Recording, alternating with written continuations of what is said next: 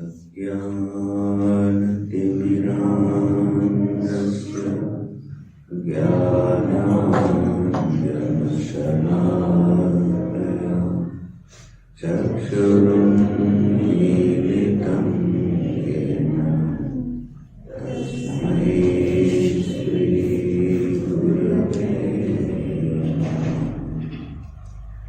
भवानी शङ्करो वन्दे श्रद्धा विश्वासरूपिणो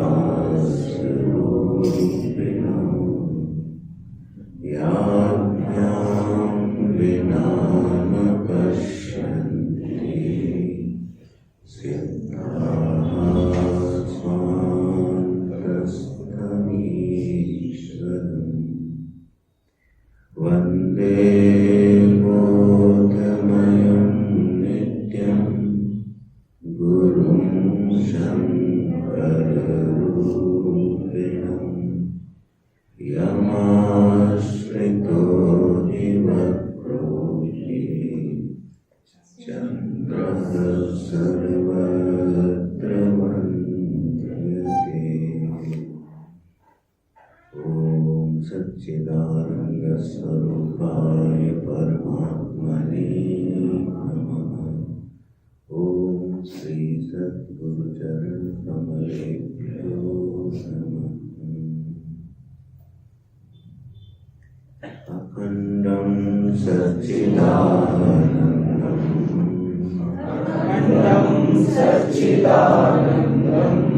अवाङ्मनसगोचरम् आत्मानमखिलाधारम्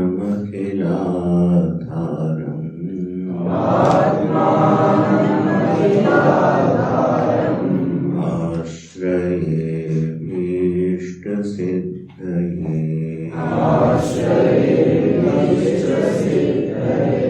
अर्थतोऽप्यद्वयानन्दान्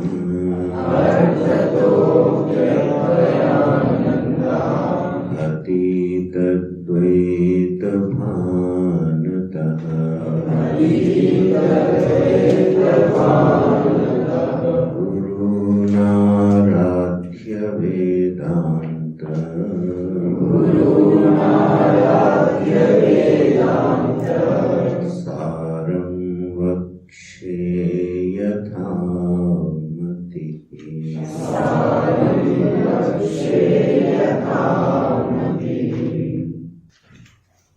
विषय जो है वो जीव, ब्रह्म, ईश्वर और जो उपाधि अज्ञान है, इस पर आचार्य अपना सिद्धांत लिख रहे हैं, प्रस्तुत कर रहे हैं। तो इदमेव तुरीयं शुद्ध चैतन्यम अज्ञानादि तद उपहित चैतन्याभ्यां तत्तायः पिंडवत् अविविक्तं सन् महावाक्यस्य वाच्यं विविक्तं सत् लक्ष्यम् इति च उच्यते। ये पंक्ति रह गई थी, तो इसका थोड़ी सी पृष्ठभूमि बनाते हैं और फिर जब महावाक्य पर चर्चा होगी तब इसका विस्तार होगा।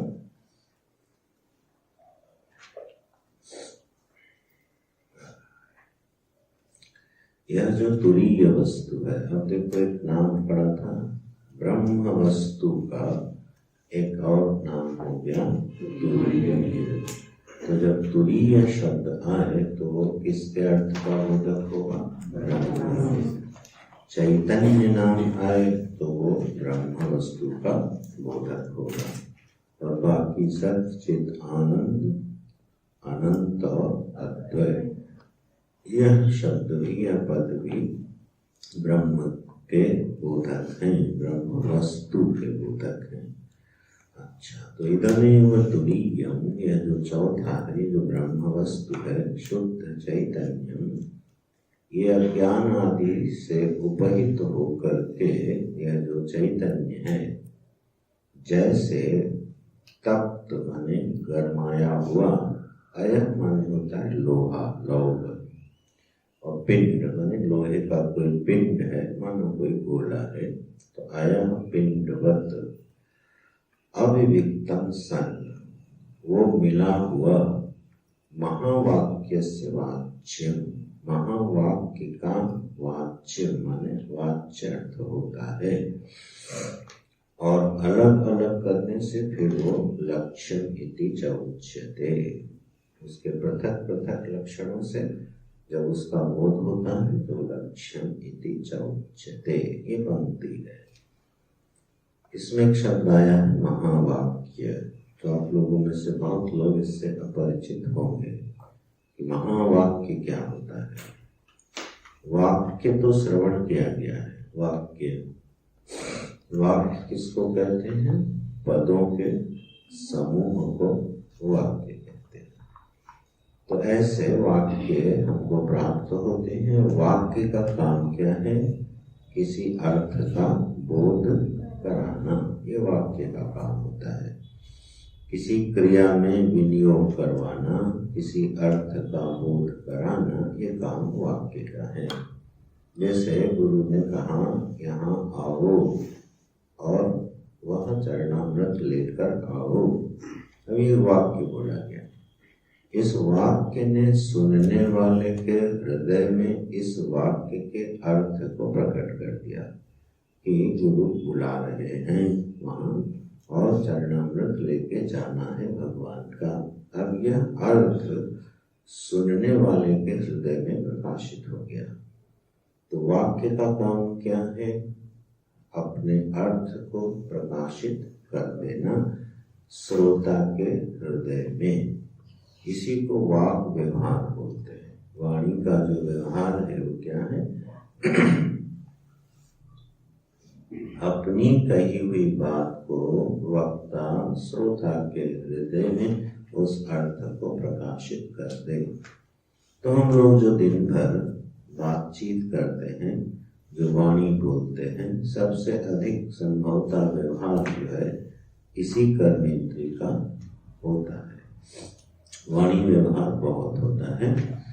तो वाणी जब हम बोलते हैं तो उस समय क्या करते हैं? वाक्यों की रचना करते हैं और उस वाक्य की रचना को करके हम वाणी से उसको उच्चारित करते हैं, बोलते हैं। तो अब हमारा वाक्य जितना सुविचारित सुस्पष्ट होगा उतना ही वो श्रोता के हृदय में अपने अर्थ को प्रकाशित कर देगा। अगर बोलने वाले की वाणी में स्वयं संशय है तो वह श्रोता के हृदय में भी संशय उपस्थित कर देता है। तो इसलिए हम लोग बोलते हैं, कोई वाक्य कोई स्टेटमेंट जब कोई देता है और गोलमोल बोलता है तो हम लोग क्या बोलते हैं? अरे भाई नेताजी की तरह ना बोलो, ठीक ठीक बताओ, माने स्पष्ट अर्थ का बोध कराओ कि तुम करना कहना क्या चाहते। तो वाक्य का काम है अपने अर्थ को प्रकाशित कर देना। ठीक है। अब महावाक्य फिर क्या हो? वाक्य तक तो ठीक है, बात बन गई। श्रुतियों में, स्मृतियों में, पुराणों में, सब में क्या है? वाक्यों के पदों के समूह वाक्य है जो अपना अर्थ दे रहे हैं। ये महावाक्य क्या हो गया? महावाक्य माने कम से कम 6 पन्नों में एक वाक्य लिखा गया है। विशाल कह रहे हैं हाँ। 6 पृष्ठ में कोई वाक्य पूरा हो, और ये संभव है। संस्कृत भाषा जब आप थोड़ी और पढ़ोगे सीखोगे तो एक एक परिच्छेद का एक वाक्य होता है। फुल स्टॉप कहीं दिखेगा ही, आधा पन्ना के बाद आएगा, पेज के बाद उसमें विराम आता है। महावाक्य का अर्थ है वह अर्थ जो किसी महान अर्थ को हमारे हृदय में प्रकाशित कर दे, उसको बोलते हैं महावाक्य। तो माने कुछ वाक्य ऐसे हैं इस सृष्टि में जो सबसे महान अर्थ को, सबसे श्रेष्ठतम अर्थ के प्रकाशक है। माने उससे बड़ा अर्थ शायद बोलने वाला कोई वाक्य इस धरती पर, इस सृष्टि में होता नहीं है। इसलिए आचार्यों ने उसको संज्ञा दी महावाक्य। ये क्या है महावाक्य? तो ये 4 महावाक्य हम लोगों को उपलब्ध हैं श्रुतियों में। श्रुति तो एक है, भगवान वेद व्यास जी ने उसका चतुर्धा विभाग किया, तो फिर वो बहुवचन में प्रयोग होने लगता है। श्रुतियों में जो 4 श्रुतियां हैं, श्रुति माने वेद, श्रुति माने वेद, श्रवण परंपरा से जो प्राप्त है उसको श्रुति कहते हैं। अच्छा, नई नई भूमिका बनाने में यही समस्या आती है। एक वाक्य में एक शब्द आ जाता है, उसकी व्याख्या करो, उसकी व्याख्या करते समय दूसरा शब्द आ गया, उसकी व्याख्या करो। इसलिए पढ़ाई कहाँ से शुरू होती है? तत्वबोध से। एक एक पद का अर्थ पहले दे दिया जाता है। अस्तु, ये महावाक्य 4 हैं। एक है अहम ब्रह्मास्मि, एक है तत्त्वमसि, एक है प्रज्ञानम ब्रह्म और एक है अयम आत्मा ब्रह्म। ये 4 महाश्रेष्ठतम वाक्य इस सृष्टि में उपलब्ध हैं और हर एक वेद में यह एक वाक्य प्राप्त होता है। तत्त्वमसि महावाक्य छांदोग्य उपनिषद में मिलता है। ये सामवेदीय उपनिषद है, सामवेद से आई है। अच्छा, अयम आत्मा ब्रह्म ये मिलता है मांडुक्य उपनिषद में, और ये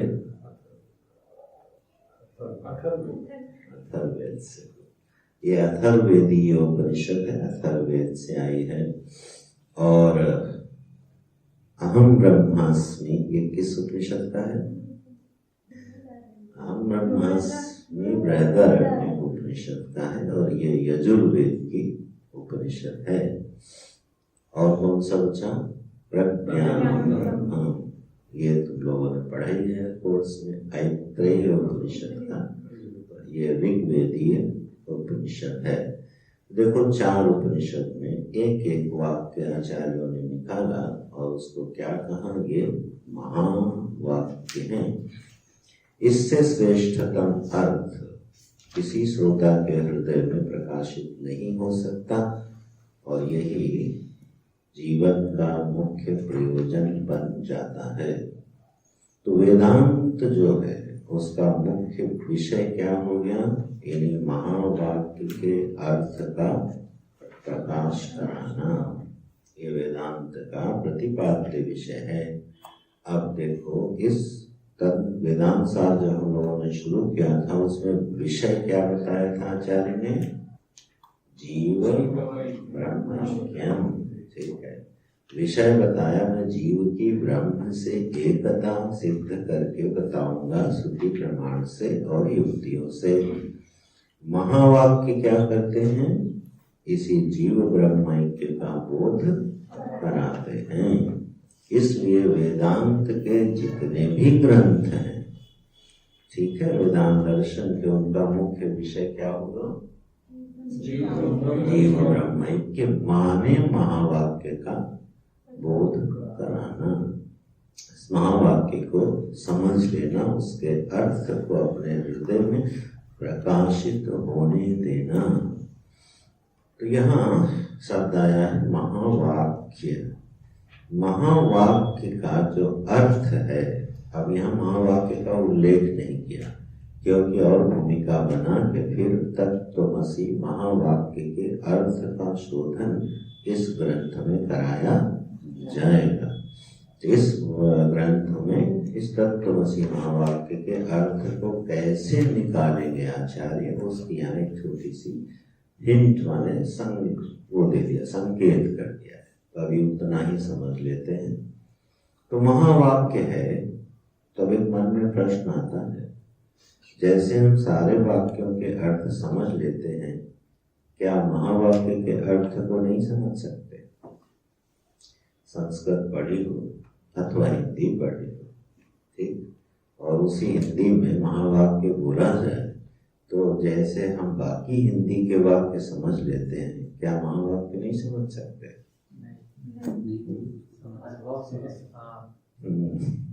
क्योंकि इसके अर्थ में जो विलक्षणता है बिना उसका शोधन किए ये इस वाक्य का अर्थ समझ में नहीं आएगा। अच्छा मान लो नीलेश को हमने कहा तत्त्वमसि, हे नीलेश तुम वही हो, अब क्या समझे तुम? वाक्य तो बोल दिया है ना, तुम वही हो। बोले अच्छा ये बताओ तत् माने वह और तुम माने तुम। बोले तुम तो हम समझ गए, हमको कह रहे हो, तत् माने बताओ क्या होता है? बोले अच्छा चलो तत् माने बताया ईश्वर, ठीक। तत्पदार्थ का वाच्यार्थ क्या हुआ? ईश्वर। तो अर्थ क्या निकला? हे नीलेश तुम ईश्वर हो। मामला तो जम रहा है नहीं जम रहा? अरे यार ये अर्थ हमको समझ में नहीं आ रहा। यह आत्मा ब्रह्म है, ठीक है, प्रज्ञानम ब्रह्म, जो अद्वैत ज्ञान है वो ब्रह्म है, मैं ब्रह्म हूँ। अब ये चारों वाक्य किसी अर्थ का प्रकाश करा नहीं रहे। अगर कहीं भगवत कृपा से अपने अर्थ का प्रकाश करा दे तो बात पूरी हो जाए। जीवन जीने का प्रयोजन पूरा हो जाए, शरीर धारण करने का प्रयोजन पूरा हो जाए, अगर ये वाक्य अपने सही सही अर्थ का प्रकाश हृदय में कर दे। बोले ठीक है, क्योंकि अब देखो इन वाक्यों का अर्थ सीधा सीधा प्रकट नहीं हो रहा है, तो आचार्य उसके अर्थ को समझाएंगे। उसकी एक विधा है। जो वाक्य बोला जाता है जब सीधे सीधे समझ में आ जाए तो उसको बोलते हैं वाच्यार्थ, ठीक, वाच्य। और जब सीधे सीधे न समझ में आए, लक्षणा करके समझाया जाए तो उसको बोलते हैं लक्षणार्थ। इसके शास्त्रीय नाम भी याद करो, एक अभिधावृत्ति से और एक लक्षणा वृत्ति से। जब अभिधावृत्ति से बोध हो जाए, माने सीधे सीधे उसके वाक्य का अर्थ का प्रकाश हो गया, ठीक। जैसे यह सूर्य प्रकाशवान है, अब इस वाक्य में किसी लक्षणा की जरूरत नहीं। अग्नि उष्ण है, ठीक है, काले बादल छाए हुए हैं, अभी सारे अपने वाक्य अपने अर्थ का प्रकाश करते जाए। जीवन में प्राय ऐसे वाक्य होते हैं जो अपने अर्थ का प्रकाश करते हैं, लेकिन जहां नहीं करते हैं वहां हमको लगानी पड़ती है लक्षणा। तो जहां लक्षणा लगा के वाक्य का अर्थ करना पड़े उसको बोलते हैं लक्षणावृत्ति से अर्थ किया गया। फिर वो लक्षणाएं कितने प्रकार की होती हैं, जहाद आदि, वो विषय अभी आएगा। लक्षणा का कोई दृष्टांत, जैसे किसी वक्ता को स्टेज पर बुलाया गया और उससे कहा गया अब अमुक संभ्रांत व्यक्ति, समझे? संभ्रांत माने सब तरफ से जो भ्रमित हो। बढ़िया याद है बात। संभ्रांत माने मूर्ख होता है, इसलिए कभी किसी को संभ्रांत मत बोलना, लोक अर्थ में वो बिल्कुल उल्टा हो गया है। तो अमुक विद्वान व्यक्ति से अनुरोध है कि वो मंच पर आए और इस विषय पर 2 शब्द बोले। अब विद्वान महोदय आए और उन्होंने कहा हरि ओ, तो चले। बोले आपने कुछ बोला नहीं? बोला आपने कहा था 2 शब्द बोलने। अब आइए 2 शब्द बोलिए, इस वाक्य का वाच्यार्थ क्या है? 2 शब्द बोल दो। लेकिन वक्ता ने जब ये कहा कि आइए 2 शब्द बोलिए, तो उसका अर्थ क्या है कि आइए संक्षेप में अपनी बात कह दीजिए, विस्तार मत कीजिएगा, समयाभाव है, आइए 2 शब्द बोल दीजिए, ठीक है। तो अब देखो वक्ता ने बोला 2 शब्द बोलिए, सुनने वाले ने लक्षणा लगाई कि हमको यहाँ संक्षेप में बोलना है। तो यहाँ अर्थ कैसे प्रकट हुआ? लक्षणा लगा के। और जहाँ लक्षणा लगाने में चूक जाओगे अर्थ का अनर्थ कर दोगे। आइए, अरे आप भोजन प्रसाद पा लीजिए। नहीं, मैंने अभी मन नहीं। अरे आइए, 2 कौर खा लीजिए। अब उसको अगर 2 ही कौर रख दिए ना दोबारा आएगा नहीं। 2 कौर का मतलब आइए बैठिए, साथ दीजिए, थोड़ा सा पा लीजिए। ये सारे वाक्य लक्षण वृत्ति के, और कई बार व्यवहार में बहुत सारे लक्षण वृत्ति के वाक्यों का प्रयोग होता है। ये 3 तरह की लक्षणाएं होती हैं, आगे आएंगे। तो यहाँ पर यह है कि जो तुरीय वस्तु है, जैसे लोहे का एक गोला है, अयः पिंडवत्, लोहे का एक गोला है, पिंड है, पिंड गोला, लोहे का गोला है, उसको अग्नि में डाल दिया गया तो तप्त हो गया। तो वाक्य बना तप्त अयः पिंडवत्। तप्तायः में कौन सी संधि है? तप्त अयः, तो सवर्ण होके क्या हो गया? हो गया। तो शब्द बना तप्तायः। ऐसे अभ्यास करोगे तो संधियां जल्दी आ जाएंगी। तप्त अयः पिंडवत्, ये तपा हुआ लोहे का गोला है। ठीक है। अब इस वाक्य में जब ये बोला गया, देखो देखो, ये लोहे का गोला बिल्कुल अग्नि का गोला है। ठीक है। तो बोले ये अग्नि का गोला चमक रहा है। ये अग्नि का गोला, बहुत बड़ा अग्नि का एक गोला चमक रहा है।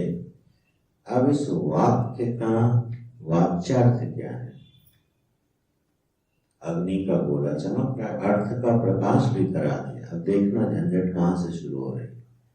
अर्थ का प्रकाश कराते हुए भी वो गलत अर्थ दे रहा है कि नहीं? वाक्य सही लग रहा है, अर्थ भी समझ में आ रहा है, बस वस्तु का बोध भी हो रहा है, लेकिन वाक्य गलत है कि नहीं? क्योंकि गोलाई जो है वो धर्म किसका है? लोहे का। गोला जो है वो लोहे का है ना, तो गोलाई धर्म किसका है? उस लोहे के गोले का। और गर्मी धर्म किसका है? अग्नि का। हमने वाक्य क्या बनाया? अग्नि का गोला। तो अग्नि का गोला कहाँ बनता है? तो गोलाई का आरोप कहाँ हो गया? अग्नि में। और अग्नि की उष्णता का आरोप कहाँ हो गया? लोहे में। तो ये दोनों के अन्योन्याध्यास बोलते हैं इसको। ये आरोपित हो गए धर्म, और एक वाक्य बन गया, ये लोहे का गोला है, ये अग्नि का गोला है। अब ये वाक्य सुन के अर्थ बोध होते हुए भी सही अर्थ का बोध करा नहीं रहा है। बोले सही अर्थ का बोध कैसे करेगा? बोले भाई दोनों के लक्षण अलग करो। बोले इसमें जो प्रकाशमानता है, जो उष्णता है, ये अग्नि की है। जो भारीपना है, जो गोलाई है, ये लोहे की है। दोनों के धर्म एक दूसरे को मिले हुए हैं, और ये वाक्य बना ये अग्नि का। बोले यार सीधे सीधे समझ में आ रहा, तो इतना टेढ़ा मेढ़ा क्यों करें? लेकिन क्यों करना है इसको?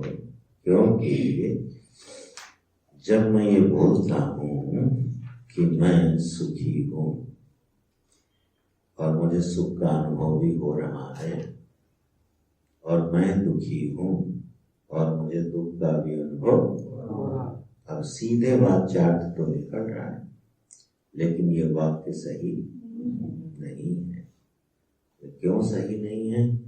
बोले वो जो मैं है, अगर सुखी है तो दुखी नहीं हो सकता, और अगर दुखी है तो एक धर्म बनाओ मैं का। ठीक है ना? जैसे अग्नि अगर उष्ण है तो कदाचित उष्ण कदाचित शीतल, ऐसा तो नहीं होगा। अग्नि जब भी होगी तब कैसी होगी? गर्म होगी। अग्नि शीतल है ऐसा तो हो नहीं सकता। बोले तो अपने मैं का कोई निश्चित धर्म तो बनाओ। अगर ये सुखी है, बोले हाँ, तो फिर दुखी नहीं हो सकता। बोले अगर दुखी इसका धर्म है तो ये सुखी नहीं हो सकता। तो सही सही बताओ कि तुम सुखी हो कि अब वो कहेगा हाँ इस वाक्य का तुम लक्ष्यार्थ निकालो। ठीक, लक्ष्यार्थ क्या निकलेगा? सत्व गुण से संबंध स्थापित करके मैंने अपने आप को क्या कहा? मैं सुखी हूं। तमोमिश्रित रजोगुण के प्रभाव से अपने को संयुक्त करके मैंने क्या बोला? मैं दुखी हूं। तो लक्ष्यार्थ क्या निकलेगा कि गुण का मैं पर आरोप होने के पश्चात यह वाक्य बना और यह अनुभव हुआ कि मैं सुखी अथवा मैं दुखी हूँ। बोले लक्ष्यार्थ क्या हुआ? बोले लक्ष्यार्थ ये हुआ कि मैं न सुखी हूँ और न मैं दुखी हूँ। मैं अपने सुख और दुख दोनों से पृथक उनको जानने वाला। अब देखो लक्ष्यार्थ निकालते ही कितना बड़ा अर्थ प्रकाशित हो रहा है। तो वाक्य का जब लक्ष्यार्थ निकाला जाता है तो वो बहुत ही विशिष्ट अर्थ का बोध कराता है। लेकिन ध्यान देना, जहां वाच्यार्थ से सिद्ध हो जाए वहां जबरदस्ती लक्ष्यार्थ भी निकाला। बोले ये जो सूर्य जैसे सूर्य प्रकाशमान है, बोले नहीं इसका लक्ष्यार्थ बताओ। अब इसका लक्ष्यार्थ नहीं निकाला जाएगा। ठीक है, तो इस तरह से वाक्य के अर्थ के लिए वाच्यार्थ और लक्ष्यार्थ होते हैं। इन महावाक्यों का अर्थ वाच्यार्थ से बिल्कुल निकलता। अरे जब इन वाक्यों का अर्थ नहीं निकल रहा कि मैं सुखी हूं और मैं दुखी हूं, विवेचना करने पर, विश्लेषण करने पर हमको ये मालूम पड़ा, अरे नहीं, या मैं तो सुख और दुख से पृथक भिन्न उनका साक्षी दृष्टा सिद्ध हो रहा है। तो फिर महावाक्य का जो अर्थ निकलेगा वो तो बहुत श्रेष्ठतम अर्थ निकलेगा। इसीलिए उसका शब्द आचार्य ने उसको संज्ञा दी, विशेषण दिया महावाक्य।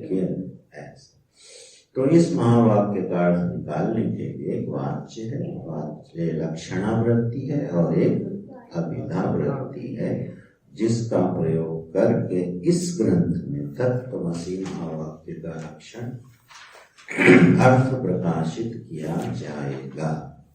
यहाँ तक आचार्य विषय को बता के अब अभी अज्ञान को थोड़ा और विश्लेषित करते हैं, परिभाषित करते हैं, उसके लक्षण बताते हैं। क्यों बता रहे हैं वो आगे समझ में आ जाएगा। इसके बताए बिना तत्त्वमसि महावाक्य का अर्थ प्रकाशित नहीं होगा। फिर से ध्यान रखना, इस ग्रंथ का मूल विषय क्या है? जीव ब्रह्म ऐक्य। अब जो विषय आ रहे हैं उनका विनियोग कहाँ होना चाहिए? महावाक्य के शोधन, जीव ब्रह्म के ऐक्य में। पता चला जब स्थूल शरीर का वर्णन आया तो हमने उसको पढ़ा और उसके बाद पूरी मेडिकल साइंस का अध्ययन करने लगे। मेडिकल साइंस में स्थूल शरीर को कैसे परिभाषित किया गया और वेदांत में कैसे किया गया। फिर एक ग्रंथ लिख मारा। ठीक, तो 5 साल बाद होश आया, स्थूल शरीर तो इसलिए बताया जा रहा था कि इससे पृथक आत्म वस्तु का दर्शन करना है। ठीक, वैसे ही विषयांतर हो जाता है। वैसे ही यह मनुष्य जीवन जो प्राप्त होता है किसके लिए मिलता है? भगवत भजन के लिए, ईश्वर के तत्व को समझने के लिए, स्वधर्म का, कर्तव्य का अनुशीलन करने के लिए, मनुष्यत्व नाम का जो धर्म है उसको सिद्ध करने के लिए मनुष्य शरीर मिलता। आहार, निद्रा, भय, मैथुन, जो ये 4 लक्षण हैं, इन्हीं लक्षणों की आवृत्ति के लिए यह मनुष्य शरीर प्राप्त नहीं होता है।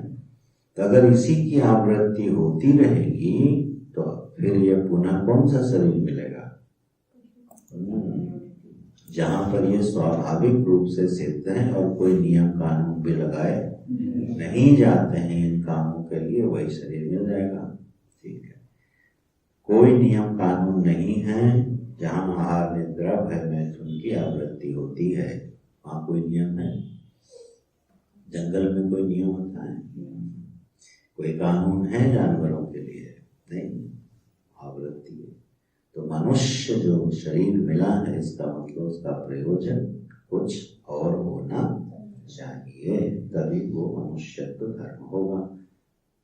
मनुष्यत्व धर्म ज्ञान होगा। मैं फिर पूछता हूँ, उस दिन मनुष्य है तक ले जाना और निकृष्ट भी चले जाना। हाँ, गुड। उस दिन हम लोगों ने मनुष्यत्व का लक्षण बनाया था, ठीक है। मनुष्यत्व एक धर्म है, उसी से हम मनुष्यो, हम ये वाक्य बनता है। मनुष्यत्व धर्म क्या है? इस पंचाकृति की विशेषता के कारण हम मनुष्य हैं, ऐसा उचित नहीं। पंचभूतों की आकृति में भेद होने से हम मनुष्य हैं, ऐसा नहीं है। मनुष्यत्व धर्म यह है कि इस शरीर में हम देव, इंद्रादि देव, ब्रह्मादि देव होते हुए अपने स्वरूपानंद में निमग्न होकर जीवत्व को भंग कर सकते हैं। ये उत्कृष्टता की ओर गति है। और फिर पशु आदि योनियों से होते हुए अत्यंत तामसिक जघन्य योनियों में भी जा सकते हैं। तो ये दोनों संभावनाएं जिस पंचभूताकृति में उपलब्ध होती हैं, उसको क्या बोलेंगे? मनुष्य बोलेंगे। ये लक्षण विशेष है। अच्छा, तो मूल जो प्रयोजन है उसमें अज्ञान का वर्णन कर रहे हैं, जो प्रस्तुत विषय चल रहा है। चलो उसका पाठ करते हैं। परिच्छेद का 173 पेज पर है।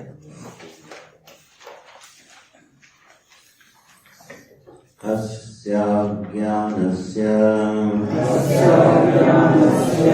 आवरणविक्षेपनामकम् अस्ति शक्तिद्वयम् आवरणशक्तिः तावत् अल्पोऽपि मेघो अनेकयोजनायतम् आदित्यमण्डलम् अवलोकयित्री नयनपथविधायकतया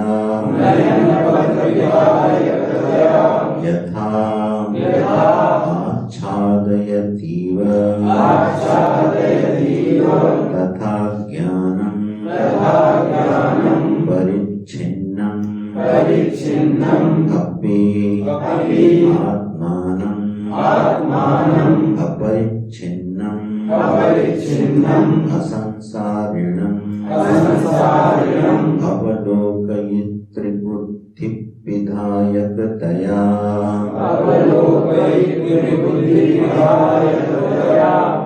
आच्छादयतीव तादृशं सामर्थ्यम् तदुक्तम् घनच्छन्न दृष्टिर्घनच्छन्नमर्कः यथा मन्यते निष्प्रभं चातिमूढः तथा बद्धवद्भाति यो मूढदृष्टेः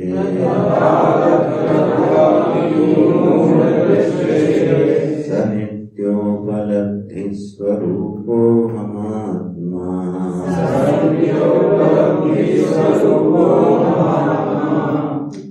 बड़ा सुंदर श्लोक है ये, हस्तामलकाचार्य जी का उत्तर है। अच्छा, तो आचार्य कहते हैं अस्य अज्ञानस्य आवरण विक्षेपनामकम् अस्ति शक्तिद्वयम्। शक्तिद्वयम् अस्ति, दो शक्तियां हैं। क्या हैं दो शक्ति और किसकी हैं? बोले अस्य अज्ञानस्य, इस अज्ञान की। अब यहाँ अस्य शब्द इसलिए लगाया क्योंकि अज्ञान क्या है? अज्ञान, उसका जो प्रभाव है वो साक्षात अपरोक्ष है, इसलिए शब्द है यहाँ पे अस्य। यह अज्ञान, वह अज्ञान नहीं, वह बोलने से क्या हो जाएगा, परोक्ष हो जाता है, और यह बोलने से क्या होता है, अपरोक्ष हो जाता है। जो वस्तु हमारे सामने होती है, प्रत्यक्ष आदि प्रमाणों का विषय होती है, अनुभव संयुक्त होती है, उसको बोलते हैं यह, वह इदम शब्द वाच्य है, उसी का रूप है अस्य। और जो वस्तु परोक्ष होती है, माने उनसे दूर होती है, हमारे अनुभव का विषय नहीं होती है, कालांतर में प्राप्य होती है, उसको बोलते हैं परोक्ष। अब ईश्वर के लिए हम लोग क्या शब्द लगाते हैं, वो ईश्वर, और अंगुली उठाते हैं आसमान की ओर, वो ईश्वर है, एक ईश्वर है। ठीक है, अब बताओ ये वाक्य सही है? ईश्वर में परोक्षता सही है क्या? अरे ब्रह्म में तो चलो नहीं है, तो हम लोग का पढ़े थे, आगे भी पढ़ेंगे। ईश्वर में भी परोक्षता नहीं है। क्यों? याद करो, वन और वृक्ष में जो संबंध है वो परोक्ष संबंध है या अपरोक्ष संबंध है? कीर्ति पंक्ति लिखी आचार्य ने, वन वृक्ष समष्टियो हो, व्यष्टि समष्टियो हो अभेदः। वन और वृक्ष में भी जैसे वन और वृक्ष में परोक्षता नहीं होती है, उसी तरह से जीव और ईश्वर में भी परोक्ष संबंध नहीं होता है। ये भ्रम है। अनुभव न होने के कारण, विचार न होने के कारण हम अपने सबसे प्रिय को क्या बना देते हैं, दूर भेज देते हैं। परोक्ष वो ईश्वर है जो हमारी आत्मा अंतर्यामी बन के बैठा है, जो हमारा अविज्ञात सखा बन के बैठा है, जो हमारी हर प्रार्थना का उत्तर देता है, उसको हम क्या बोलते हैं, वो ईश्वर बैठा है। और सुन के उसको गुस्सा नहीं आता? जो हमारा प्रिय हो, आप उसको परोक्ष बना दो तो उसको गुस्सा नहीं आएगा, है? तो ईश्वर को भी गुस्सा आता होगा। देखो, मैं तो इसके साथ साथ रहता हूँ, और ये हमको हमेशा जब बोलना होता है तो आसमान की तरफ उंगली उठा के बोलता है। ऊपर वाला जानता है। ईश्वर, अच्छा नीचे ईश्वर नहीं है क्या? ऊपर और नीचे का विभाग क्या कर लो ईश्वर ने, ऊपर वाला जानता है। वहां सब लक्ष्यार्थ लगते हैं वाक्यों में। ठीक है, अच्छा, तो अस्य, ये जो अज्ञान है, ये साक्षात अपरोक्ष है। क्यों अपरोक्ष बोले? आपने तो बताया थे किसी प्रमाण का विषय नहीं बनता। बोले भाई, उसका प्रभाव प्रत्यक्ष है कि नहीं? अज्ञान जो है अपने प्रभाव के कारण सबके सर पे चढ़ के बोल रहा है कि नहीं बोल रहा? बोले नहीं नहीं, मुझे तो नहीं लगता है। अच्छा, अब ये भी एक कहानी बताओ, अपने अज्ञान का ही हमको पता नहीं कि हम अज्ञानी भी हैं। बोले जितने वाक्य हम बोलते हैं उनमें से किसी के लक्ष्यार्थ का हमको पता नहीं। ये अज्ञान है कि नहीं? ठीक है, मैंने जन्म लिया है, अभी तात्विक दृष्टि से वाक्य तो सही नहीं, व्यवहार को होता है। ठीक है, अच्छा, मैं सुखी दुखी होता हूँ, ठीक है, मैं संयोग वियोग होता है। ये जो जीवन के जितने अनुभव हैं, अगर इनका विश्लेषण करने चलोगे तो ये अज्ञान से सिद्ध होंगे। ठीक, ना समझी से सिद्ध होंगे। तो अज्ञान अपने प्रभाव से निरंतर सर चढ़ के बोलता रहता है अज्ञानोपहित चैतन्य जीव को, प्राज्ञ को।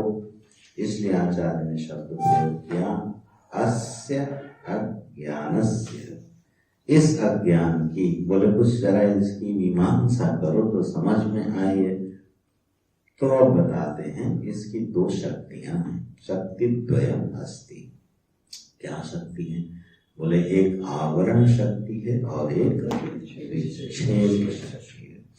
तो ये दो प्रकार की मानव शक्तियां हैं, आवरण शक्ति और विक्षेप। आवरण शक्ति का मतलब होता है आवृत कर देना, किसी चीज को ढक देना, और फिर उसके कारण जो विक्षेप पैदा होता है, ठीक है, जो उसका प्रभाव प्रकट होता है, उसको विक्षेप शक्ति बोलते हैं। स्वयं व्याख्या करते हैं। आवरण क्या है? आवरण शक्ति तावत। तो फिर आवरण शक्ति क्या है? पहले दृष्टांत दे देते हैं, ठीक। जब पहले दृष्टांत दिया जाए, बाद में दृष्टांत दिया जाए, तो समझना आचार्य मान के चल रहा है कि विद्यार्थी की बुद्धि मंद है। पहले जब कोई दृष्टांत देना पड़े और बाद में सिद्धांत समझाना पड़े, तो वो मंद बुद्धि के लिए होता है। उस दृष्टांत का सहारा पकड़ के फिर धीरे से कहाँ पहुंचेंगे? सिद्धांत पर। तो कहीं कहीं सिद्धांत का विषय क्लिष्ट होता है, व्याकरण में ये बहुत होता है, सूत्र बिल्कुल समझ में नहीं आता, और जैसे दृष्टांत दे दो उसके सहारे से सूत्र समझ में आ जाता है। अस्तु, तो पहले दृष्टांत में क्या? अल्पोपि मेघो। अब यहाँ देखो दो अवग्रह लगे हैं ना, अल्पो के बाद एक चिन्ह बना है ना, और मेघों के बाद भी बना है। तो हमने इसको कैसे पढ़ा? अल्पो अपि मेघो अनेक। अभी संधि पढ़ाई थी ना परसों। एक पदांता अति, ये सूत्र से शब्द क्या बना? तो ये समझ लो जहाँ पर ऐसा चिन्ह आ जाए उसको बोलते हैं अवग्रह, ठीक। ऐसा चिन्ह आते ही आंख बंद करके उसके स्थान पे आकार कर, तो पढ़ने में धीरे धीरे समझ में आने लगेगा। अल्पो भी, तो अल्पो और अपि। तो अल्पो अपि, छोटा होता हुआ भी, मेघो, ये जो बादल है, अनेक योजन आयतम, अनेक योजन में फैला हुआ, आयत माने विस्तार को प्राप्त हुआ, अनेक योजन में फैला हुआ आदित्य मंडलम। ये जो आदित्य मंडल है, भगवान सूर्य हैं, और उनकी प्रभा जो है वो कहाँ? अनेकों योजन में फैली हुई है, माने बहुत बड़ा है।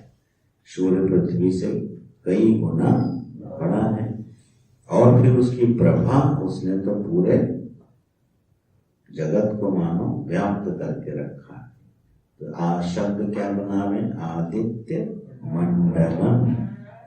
केवल आदित्य नहीं लिया, आदित्य मंडलम माने आदित्य, और फिर उसकी प्रभा जहां तक जा रही है उसको क्या बोलेंगे? आदित्य मंडलम। तो ऐसे आदित्य मंडल अनेक योजनम, अनेक योजन आयतम, अनेक योजन में फैला हुआ, ठीक। अवलोकयित्री, देखने वाले को क्या बोल रहे हैं? अवलोकयित्री, देखने वाले के नयन पथ विधायक दया। कितनी सुंदर भाषा है। नयन पथ विधायक दया, देखने वाले के नयन पथ को, नयन को नहीं ढक रहे, किसको ढक रहे हैं? नयन पथ को। विधायक, विधायक माने होता है आवरण करना, ढक देना। विधायक दया यथा आच्छादयति इव, जिस तरह से अनेक योजन में फैले हुए आदित्य मंडल को देखने वाले के नयन मार्ग, नयन पथ को यह छोटा सा बादल का टुकड़ा क्या कर देता है? ढक देता है। और फिर हम क्या कहते हैं? सूर्य ढक गया। इसलिए इसमें अगला एक छोटा सा शब्द लगाया, यथा आच्छादयति इव। इव माने ढका जैसा। क्यों मैं ऐसा क्यों बोल रहे हो? बहुत ध्यान से सुनना है दृष्टांत को। दृष्टांत में जब लगाओगे तब इसकी उपयोगिता समझ में आएगी। पहली बात तो ये है कि सूर्य बहुत बड़ा है और अपनी प्रभा मंडल के साथ तो बहुत ही बड़ा है, तो उसको ये छोटे से बादल का टुकड़ा क्या ढक सकता है? सूर्य को कभी ढका नहीं जा सकता, क्योंकि आकार में सूर्य बहुत बड़ा है अपने प्रभा मंडल के साथ, और उसकी तुलना में बादल का टुकड़ा बहुत छोटा है। तो बोले ढक तो लिया, दिखाई तो नहीं दे रहा सूर्य का प्रकाश। तो बोले उसने ढका क्या? नयन पथ को ढका। हमारे नेत्र जिस मार्ग से सूर्य की प्रभा का दर्शन कर रहे थे, उस मार्ग को किसने ढक लिया? बादल ने ढक लिया, और हमें सूर्य का दिखना बंद हो गया। तो यहाँ ढका हुआ सा हो गया सूर्य, ढका नहीं जा सकता, ढका हुआ सा हो गया। अब इसमें गोस्वामी जी के पंक्ति हमेशा वो जो उसको कोट करते थे इन प्रसंगों में, जथा गगन घन पटल निहारी झांप्यो भानु काई हो विचार। यहाँ मानस तो बैठी तो है वो, अरे जथा गगन घन पटल निहारी झांप्यो भानु काई हो विचार। वो स्वामी जी ने बड़ी कठोरता से शब्द प्रयोग किया, कुविचारी।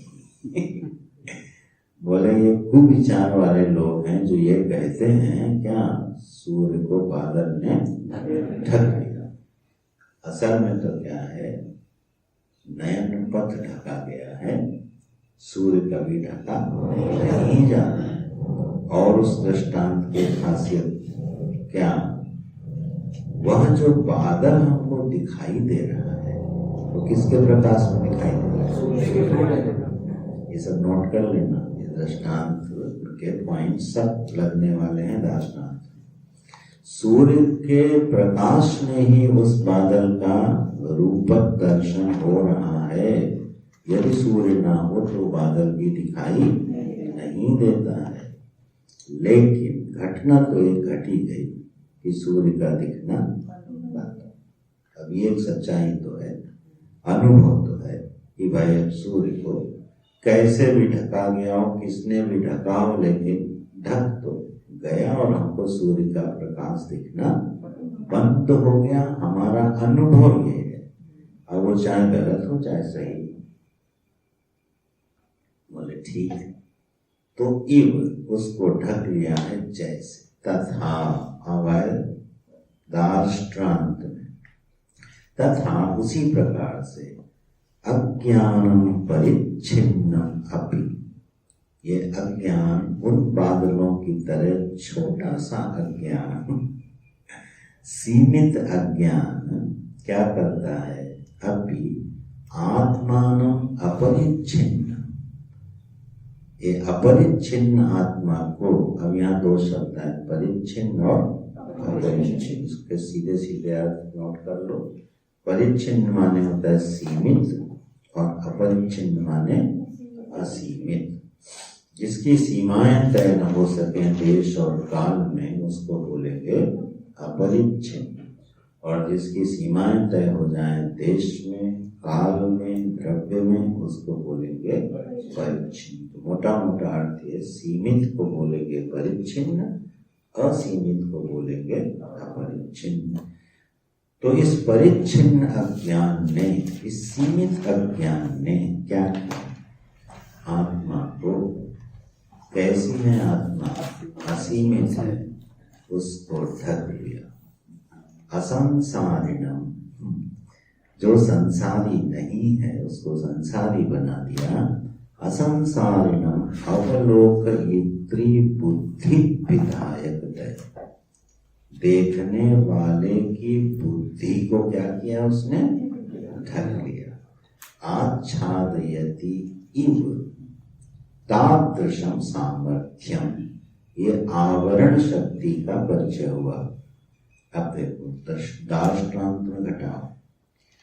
वहां मेघ ने आदित्य आभा मंडल को ढका, ठीक है, आदित्य मंडल को ढका, तो वहां पता चला कि नेत्रों को ढका गया है, ठीक, क्योंकि आदित्य मंडल अपरिच्छिन्न है उस दृष्टांत में। तो मुख्य दृष्टांत में क्या हुआ, यहाँ किसके मार्ग को ढका गया, बोले बुद्धि के। नेत्र स्थान क्या हो गई, बुद्धि। आवरण कहाँ पड़ा, हमारी बुद्धि में, ठीक है। आवरण आत्मा में नहीं पड़ा, क्योंकि आत्मा में आवरण पड़ नहीं सकता, इसलिए आत्मा ढक गई, ब्रह्म ढक गया अज्ञान से, ऐसा वाक्य नहीं बनेगा। ढक सा गया, सा क्यों गया, क्योंकि भाई उसका प्रभाव तो नहीं प्रकट है। जैसे आदित्य जब ढक गया तो रोशनी तो नहीं मिल गई ना, अंधेरा तो हो गया, प्रभाव तो हो गया ना, तो भले वो ढका सा हो, प्रभाव तो हो गया। बोले ठीक, बोले इसी तरह से यह अनंत आत्मा, असीमित आत्मा कभी किसी से ढकी नहीं जा सकती, लेकिन इसने हमारी बुद्धि पे एक पर्दा डाल दिया, और उस पर्दा पड़ने के कारण हुआ क्या, मैं असंसारी से क्या हो गया, संसारी। तो बीच में एक शब्द डाले, असंसारिणम। चुप चुप के शब्द डालते हैं आचार्य लोग, जो हृदय को जाके सीधे हिट करे। बोले भाई मैं क्या हूँ, बोले मैं संसारी हूँ। कभी कभी ये वाक्य लोगों के मुख से सुना होगा, ठीक है। जब यहाँ आश्रम में कुछ गृहस्थाश्रमी लोग आते हैं, सदाचारी लोग भी हैं, पर आके क्या बोलते हैं, हम तो संसारी लोग हैं, ये सब हमसे कहाँ होने वाला है, क्या नहीं होने वाला है। बोले ये पूजा पाठ तपस्या इस कलयुग में हम संसारियों से कहाँ होने वाली है। तो क्या माना उसने अपने को, संसारी। कैसे माना भाई तुम संसारी हो, हमारी बुद्धि में एक पर्दा पड़ गया। ये जो पर्दा पड़ा है ये अज्ञान की एक शक्ति बोल रहे हैं आचार्य, जिसका नाम है आवरण शक्ति। अब जरा हमने अंदर इसका अनुशीलन करना, क्या हमारी बुद्धि में कोई आवरण पड़ा हुआ है, क्या हमारी बुद्धि में कोई पर्दा पड़ा हुआ है, तो पता चलेगा कि जरूर हमारी बुद्धि में पर्दा पड़ा है। बोले क्यों, कैसे पता चले कि हमारी बुद्धि में पर्दा पड़ा है। बोले इसलिए क्योंकि तुम संसारी नहीं हो और अपने को क्या माना है, संसारी। सुखी दुखी तुम नहीं होते हो, लेकिन तुमने क्या माना हुआ है, तुम जीव नहीं हो, करता होता नहीं हो, लेकिन क्या लगता है, मैं करता हूँ और मैं। यह जो नासमझी है, यह जो बुद्धि में एक आवरण पड़ गया अज्ञान का, वह अज्ञान की एक शक्ति है जिसने हमारे निज स्वरूप को, शुद्ध स्वरूप को क्या कर दिया, मानो ढक सा दिया, ढक सा दिया। याद रखना, क्योंकि आत्मा कभी भी किसी से ढकी नहीं जा सकती। चलो और थोड़ी बुद्धि लगाओ, है थोड़ा जटिल बनाया जाए। जटिल करके पढ़ने में मजा नहीं आता, हिम्मत करो यार। अज्ञान को परिच्छिन्न कहा, ठीक। परिच्छिन्न माने क्या होता है, सीमित, ठीक। तो अब सीमित जब हम शब्द बोलते हैं तो हमारे मन में क्या अर्थ आता है, देशगत सीमा, ठीक है, वो सीमित है। उस शहर का दायरा बड़ा सीमित है, माने वो देश में फैला हुआ नहीं है, देश में छोटा है। जो चीज देश में बहुत ज्यादा फैलती है हम उसको बोल देते हैं क्या है, अरे ये तो भाई असीम है, माने इसके ओर छोर का पता नहीं है, ना इसका आदि अंत मिलता है और छोर मिलता नहीं। तो देशगत जो परिच्छिन्नता है, अपरिच्छिन्नता है, वो देश में तो समझ में आती है, लेकिन अज्ञान कोई ऐसी वस्तु है क्या कि देश में फैली है? हमारी बुद्धि जो है 1 फुट की है और अज्ञान 12 फुट का, तो 12 फुट का अज्ञान 1 फुट की बुद्धि के आगे खड़ा हो गया, तो अनंत ब्रह्म ढक गया। ऐसा है क्या?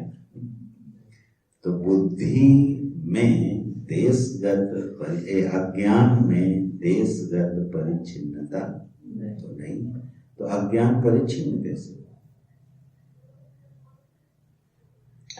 इसी प्रश्न को हल करो पहले कि अज्ञान सीमित कैसे हो गया, परिच्छिन्न कैसे हो गया? क्योंकि ज्ञान होने पर अज्ञान खत्म हो जाता है। गुड, बढ़िया। एक कालगत सीमा है इसमें। कालगत सीमा क्या है? ये अभी है, और जब महावाक्य के अर्थ का प्रकाश होगा तो ये नहीं है। अच्छा, व्यवहारिक जगत में देख लो, हमको संधि ज्ञान नहीं है, यह ज्ञान हो गया, ठीक है, और जब अभ्यास किया, सूत्र पढ़े तो हमको संधि ज्ञान हो गया, तो अज्ञान हट गया कि नहीं? व्याकरण के संधि विषय में जो हमारा संधि विषयगत जो अज्ञान है, वह अज्ञान अभ्यास करने से, समझने से हट गया कि नहीं हट गया? तो काल में जो वस्तु नष्ट हो जाए उसको भी क्या बोलेंगे? परिच्छिन्न बोलेंगे। तो इस परिच्छिन्न शब्द का अर्थ है जो काल में भी अनंत हो और देश में भी अनंत हो। उस दिन हम लोगों ने चर्चा करी थी जब अनंत की बात चल रही थी ना। तो अब अज्ञान देखो क्या चीज, इसमें क्या परिच्छिन्नता है?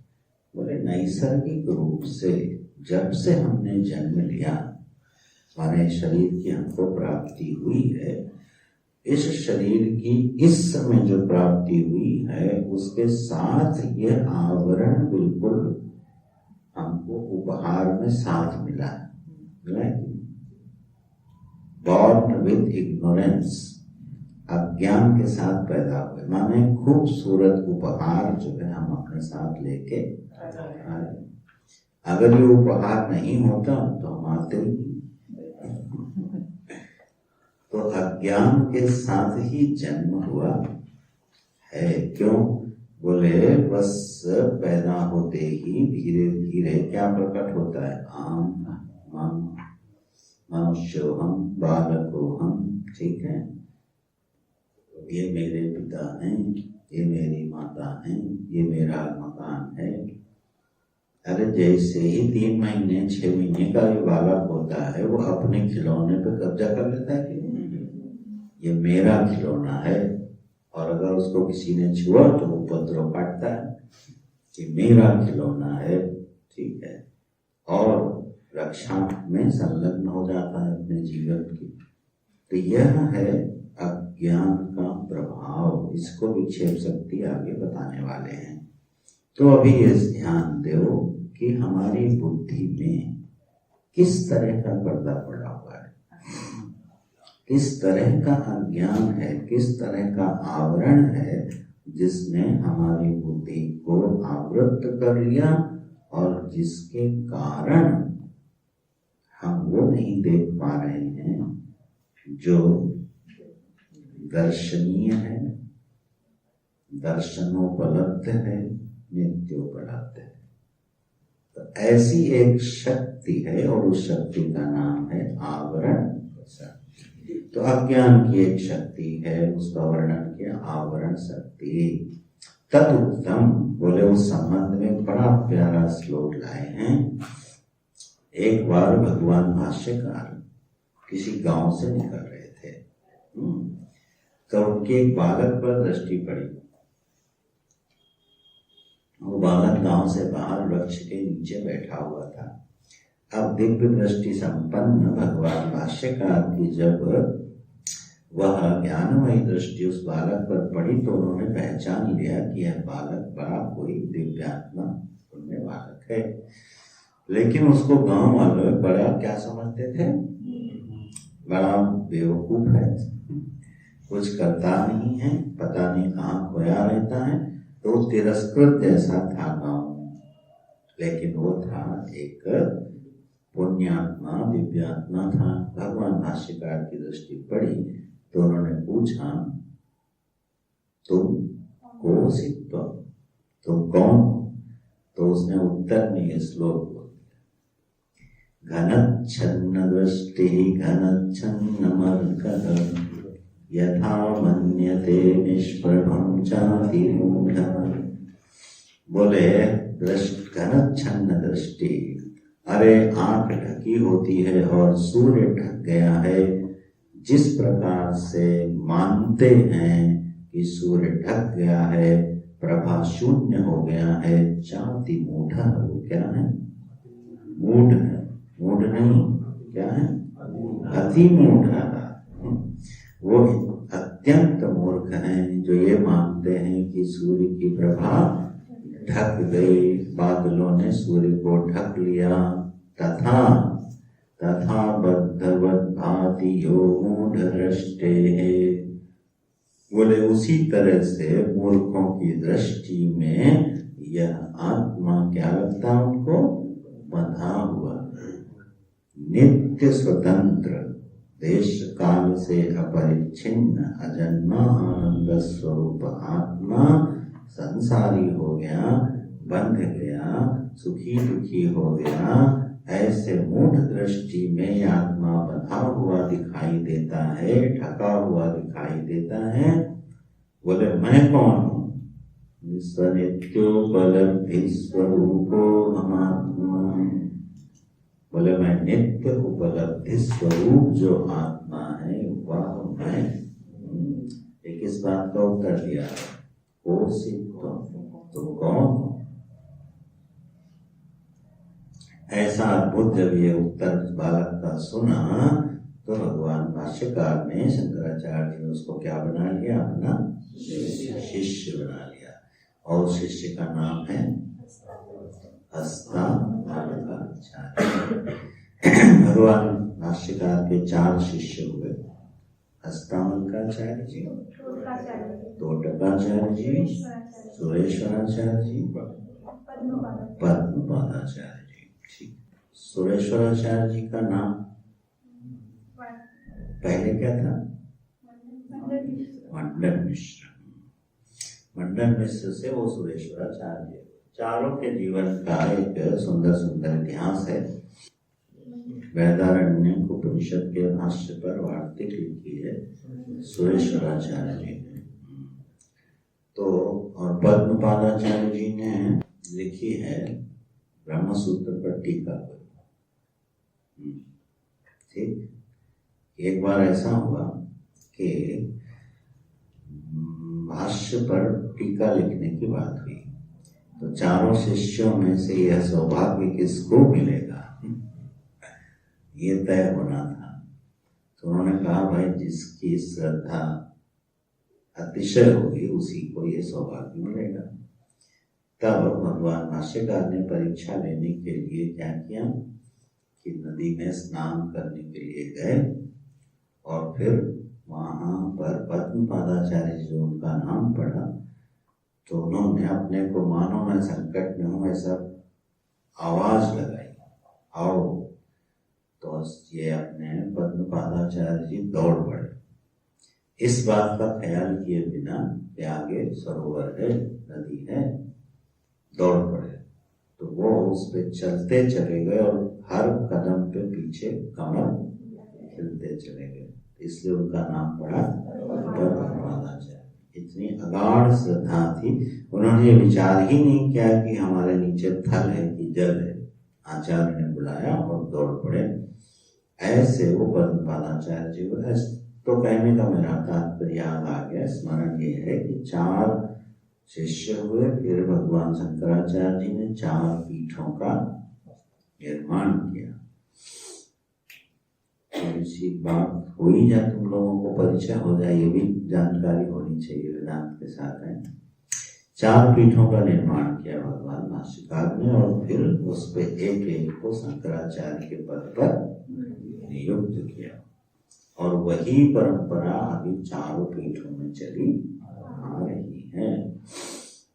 तो एक पीठ है गोवर्धन पीठ, वो है पूर्व दिशा में। पश्चिम दिशा में द्वारिका पीठ है, उत्तर दिशा में ज्योतिष पीठ है और दक्षिण दिशा में श्रृंगेरी पीठ है। जो वो कांची वाली पीठ है वो बाद में ऐड हुई है, ठीक है। ये 4 पीठें हैं। इन 4 पीठों का भगवान भाष्यकार ने निर्माण किया, सबको एक एक पर बिठाया और देखो उनकी दृष्टि, सबको एक एक वेद दिया। दक्षिण को दिया यजुर्वेद, पश्चिम को दिया सामवेद, उत्तर को दिया अथर्ववेद और पूर्व को दिया ऋग्वेद। इसलिए जब पीठों में जाओगे तो लिखा मिलेगा ऋग्वेदीय पूर्वांगनाय गोवर्धन पीठ। एक एक वेद एक एक पीठ को आचार्य को दे दिया और कहा ये तुम्हारी जिम्मेदारी है कि तुम्हारे मंडल में इन वेदों का प्रचार होना चाहिए। इसीलिए दक्षिण में जो वेद पाठ है वो उत्तर के वेद पाठ से भिन्न है, क्योंकि वहां यजुर्वेदीय शैली में, कृष्ण यजुर्वेदी शैली में पाठ होता है। हम लोगों ने वही पढ़ा है बिल्कुल में, लेकिन यहाँ उत्तर में शुक्ल यजुर्वेदी ढंग से पाठ होता है, विभाग हो गए। अब भगवान भाष्यकार ने देखो विभाग कैसे किया है। उन्होंने पूर्व को ही ऋग्वेद ऋग्वेद क्यों दिया, पश्चिम को ही सामवेद क्यों दिया। ये भगवान भाष्यकार कितने पौराणिक थे, ठीक है, इससे सिद्ध होता है। ब्रह्मा जी के जब 4 मुख प्रकट हुए तो पूर्व में उन्होंने पूर्व मुख से ऋग्वेद का पाठ किया, पश्चिम से सामवेद का पाठ किया, उत्तर से अथर्ववेद का पाठ किया और दक्षिण मुख से यजुर्वेद का पाठ किया। ब्रह्मा जी के जब सृष्टि में 4 मुख प्रकट हुए तो उन्होंने उस तत्त दिशा में उस वेद का पाठ किया। इसीलिए भगवान भाष्यकार ने तत्त दिशा में तत्त वेद की पीठ बनाई। इतना सुव्यवस्थित अपना सनातन वैदिक धर्म है जिसके बारे में हम लोग जरा सा भी जानते नहीं, जानने की कोशिश भी नहीं करते कि आचार्यों ने कितनी मेहनत की। श्रुति स्मृति पुराण और फिर आगम ग्रंथ, कलाम और विद्याओं के ग्रंथ, सब में एक समन्वय है, एक सिद्धांत है। कोई भी श्रुति के विरुद्ध नहीं जाता है। ऐसे ही सनातन वैदिक धर्म का संगठन हुआ है। अस्तु, तो ये 4 पीठें बनी, ये चारों शंकराचार्य जी हुए। उन्हीं में से ये हस्तामलकाचार्य जी हैं जिनको गांव से उठा लाए थे भगवान शंकराचार्य जी। उन्होंने ये उत्तर दिया, सनित्योपलब्धि स्वरूपोहम महात्मा। ठीक, ये परिच्छेद हो गया, अगला कल देखेंगे। पर इस पर जरा ये विचार करना कि विषय को मन में बिठा के चलना। देखो, पंक्ति भूल जाओ कोई बात नहीं, क्योंकि अभी भाषा ज्ञान है नहीं, पंक्तियां याद रहेंगी नहीं, और ना कोई आवश्यक है, अभी के लिए आवश्यक नहीं है। पंक्तियां चली जाए कोई बात नहीं है, सिद्धांत मन में बैठ जाए। जब तक ये ग्रंथ पूरा हो तो जो मोटे मोटे वेदांत प्रस्थान के सिद्धांत हैं और बीच में जो अवान्तर सिद्धांत कोई आएंगे तो हम लोग चर्चा करेंगे। सिद्धांतों को मन में व्यवस्थित कर लेना, और अगर उससे संबंधित कोई प्रश्न है तो उस पर चर्चा कर लेना, जिससे उसके संशय न रहे, संशय रहित सिद्धांत हो जाए। तो ये जीवन में बहुत काम आएगा। अभी के ये वेदांत के संस्कार आगे आने वाले दिनों में आप लोगों के बहुत काम आने वाले हैं। चिंतन करने का तरीका सीख जाएंगे। शास्त्र पढ़ने लिखने की शैली सीख जाएंगे, जीवन जीने का ढंग सीख जाएंगे, सोचने का ढंग सीख जाएंगे। ये तो सब इसके अवान्तर फल मिलने वाले हैं। और अगर किसी को मुख्य फल चाहिए, ठीक, तो गंगा किनारे बैठ के ध्यानस्थ हो जाए और ये विचार करे कि ये अज्ञान की आवरण शक्ति ने हमारी बुद्धि को कैसे ढका हुआ है, क्या है वो आवरण शक्ति, इस पर विचार करें। कल हम लोग विक्षेप शक्ति पर अगला लेक्चर देखेंगे। नारायण। पूर्णमदः पूर्णमिदं पूर्णात्